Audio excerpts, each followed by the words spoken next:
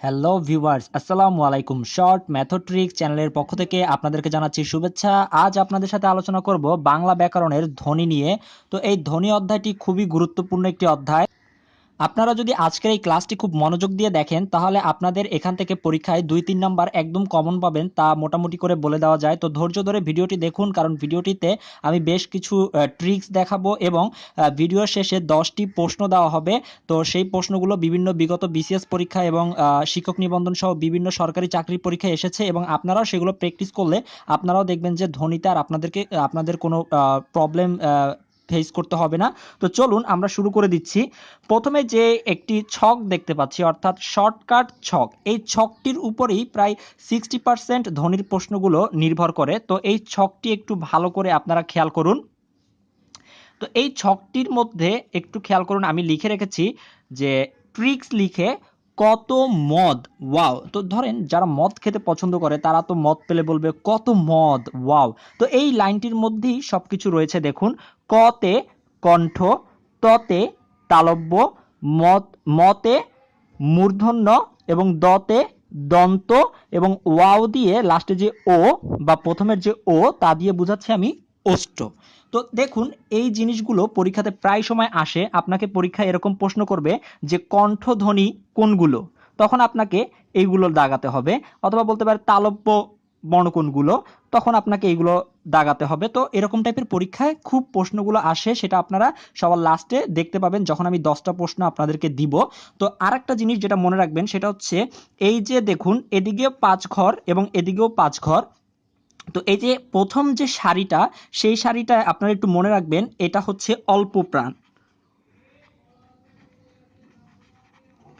এটা অল্প প্রাণ।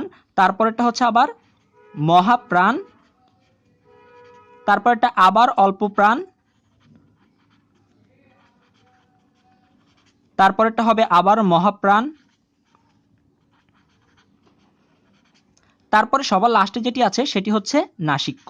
তার মানে দেখুন, এটি যে খুব কঠিন তা নয়। প্রথমে অল্প দিয়ে শুরু করবেন, অল্প মহা এবং সবার শেষেরটি হচ্ছে নাসিক্য। তো আরও একটি যে জিনিস মনে রাখতে হবে এই ছকের মাধ্যমে, সেটি হচ্ছে গিয়ে এই যে প্রথম দুইটি সারি, অর্থাৎ এই যে প্রথম দুটি সারি, এই প্রথম দুটি সারিগুলোকে আমরা অঘোষ বর্ণ বলা হয়। একটু মনে রাখবেন, অঘোষ অঘোষ বর্ণ বলা হয়। তাহলে শেষের যে তিনটি সারি সেগুলোকে বলা হয় ঘোষ বর্ণ, সেগুলোকে বলা হয় ঘোষ বর্ণ।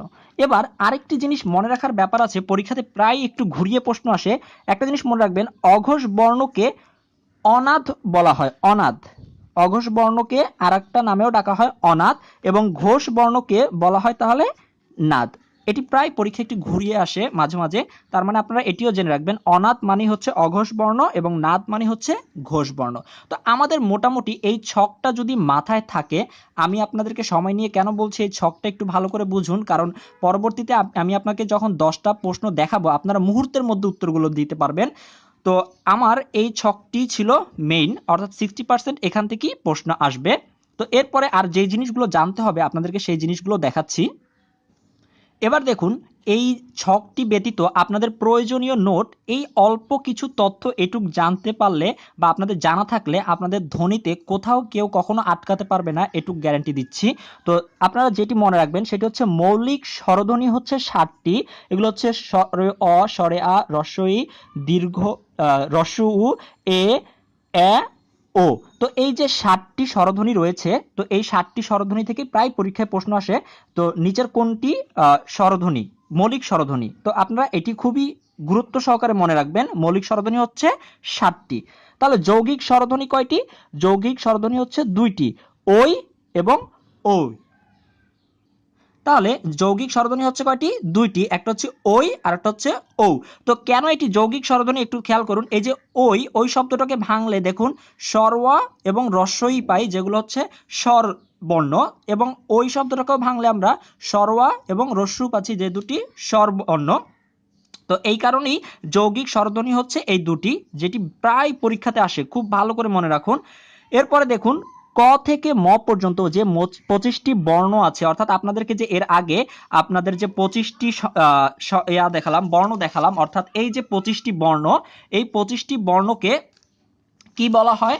এই 25টি বর্ণকে বলা হয় স্পর্শ বর্ণ বা বর্গীয় ব্যঞ্জন বর্ণ। স্পর্শ বর্ণ বা বর্গীয় ব্যঞ্জন বর্ণ বলা হয় এই 25টি বর্ণকে। এরপরে দেখা যায় প্রায় পরীক্ষাতে আসে যে কোনটি শীর্ষধ্বনি, কোনটি উষ্ণধ্বনি। তো একটু মনে রাখবেন আপনারা, এরকম শীর্ষধ্বনি হচ্ছে তালবস্য, মূর্ধন্যস্ব, দন্তস্ব, আর উষ্ণধ্বনি হচ্ছে সবগুলোই সেম আগের মতো, শুধু একটা হ যুক্ত হবে অতিরিক্ত। কম্পনজাত ধ্বনি হচ্ছে বয় শূন্য র, তারানজাত ধ্বনি হচ্ছে ডয় শূন্য র এবং ঢয় শূন্য র। তো এরপর দেখুন অন্তস্থ ধ্বনি। অন্তস্থ ধ্বনিটা এখানে হচ্ছে ল, জ, ব এবং র। তো এইখানে একটা টেকনিক আছে, এটি প্রায় পরীক্ষাতে আসে, খুবই গুরুত্বপূর্ণ একটি জিনিস। অন্তস্থ ধ্বনি কোনগুলো? তো এটা যাদের মনে থাকে না তারা শর্ট টেকনিক হিসাবে শুধু ল, জবর, দেখুন যারা আপনারা মুসলমান আছেন, যারা মুসলিম আছেন, তারা খুব সহজেই চিনবেন। যদি এটাকে আমরা আলিফ লিখি, আলিফের উপরে যদি একটা জবর দিয়ে দিই তাহলে আলিফ জবর, ঠিক না? ঠিক সেম এটা একটা ল, একটা বর্ণ, এর উপর একটা জবর দিয়ে দিয়েছি, তাহলে হচ্ছে ল জবর। দেখুন এই হচ্ছে ল, এই হচ্ছে জ ব র, তার মানে এই যে ল জবর। খুব সহজে আমরা অন্তস্থ ধ্বনি মনে রাখতে পারবো। তো এই ছিল আমার জানার ব্যাপার স্যাপার। এবার চলুন আপনারা এইগুলোর প্রশ্নগুলো কিভাবে সলভ করতে পারবেন খুব দ্রুততার সাথে, আমি আপনাদেরকে সেটিই দেখাচ্ছি। তো দেখুন আমি এখানে কিছু প্রশ্ন রেখে দিয়েছি, আপনারা শেষের 4টি প্রশ্ন আপনারা সলভ করবেন। আমি প্রথম 6টি সলভ করে দিচ্ছি।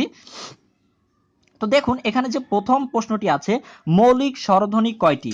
তো মৌলিক স্বরধ্বনি হচ্ছে 7টি, যেটি আপনাদেরকে বলেছিলাম, খুবই গুরুত্বপূর্ণ প্রশ্ন।